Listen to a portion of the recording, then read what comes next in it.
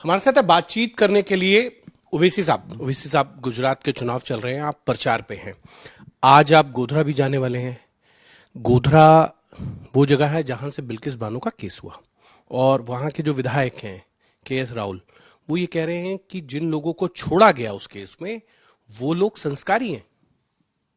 हाँ, जो रेपिस्ट हैं वो संस्कारी हैं। जिसने बिल्किस की 3 साल की बेटी का कत्ल किया वो संस्कारी है। एक प्रेग्नेंट औरत महिला का रेप किया संस्कारी है। एक बेटी के सामने उसकी माँ का रेप किया, कोर्ट ने उनको सजा दी, और सीबीआई और सीबीआई के जज ने उनके रिलीज को अपोज किया और नरेंद्र मोदी ने उनको छोड़ दिया। तो सब संस्कारी हैं।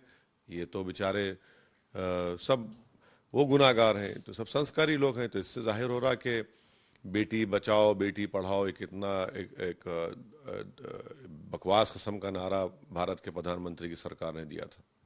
अंकिता को लेकर कल असम के मुख्यमंत्री यहां आए थे, हेमंत विश्व शर्मा।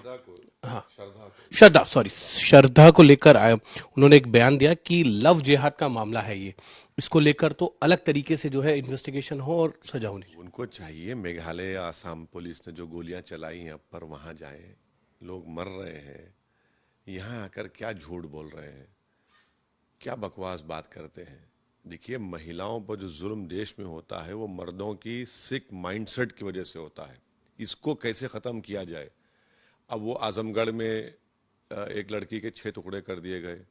दिल्ली में एक लड़की ने इंटरकास्ट मैरिज की तो उसके ही पिता ने उसको मारकर सूटकेस में फेंक दिया।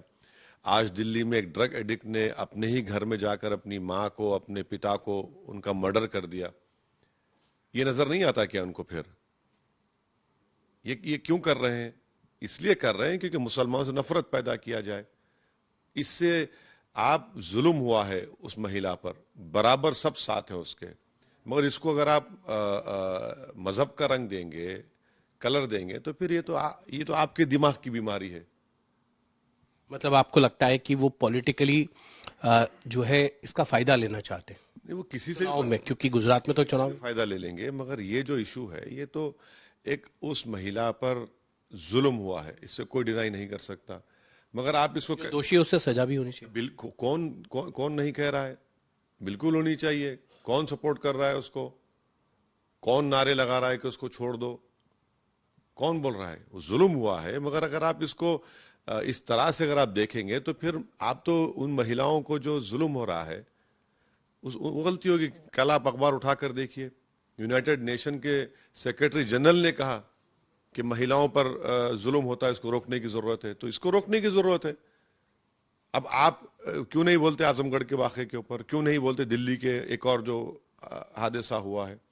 और आज दिल्ली में जो एक ड्रग एडिक्ट निकल कर जाकर अपने माँ और अपने बाप को मार दिया, बोलिए ना। फिर आप क्यों नहीं बोलते? आप तो खेल खेल रहे हैं, सियासी खेल खेलना चाह रहे हैं आप। सियासी खेल तो आपके ऊपर भी आरोप लगा रही है कांग्रेस। वो ये कह रही है कि आप जो है गुजरात में 14 उम्मीदवार वहां उतार रहे हैं जहां वो जीत सकती है, आप उनका ख्याल बिगाड़ने का कोशिश कर रहे हैं। सुनिए, राहुल गांधी क्यों हारे अमेठी से? हम तो नहीं थे, हम तो नहीं थे ना। अब रायबरेली अगर मैडम सोनिया गांधी दोबारा नहीं लड़ेंगी, वहां पर भी हार जाएंगे ये लोग। गुजरात से उनके कितने 14 एमएलए भागकर मोदी जी के पास बैठकर गुलाब जामुन खा लिए, हम बोले उनको जाने के लिए। कर्नाटका से भाग गए, मध्य प्रदेश से भाग गए। तो कांग्रेस पार्टी को जानना चाहिए कि हम चुनाव लड़ते हैं, आपसे बगैर पूछे लड़ते हैं और लड़ेंगे। हमको आपसे पूछने की जरूरत नहीं है।